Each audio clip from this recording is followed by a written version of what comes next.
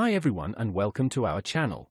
In today's video is about how to fix DNS probe finished NX domain error in Windows 11, 10, 8 and 7 Google Chrome with 3 methods.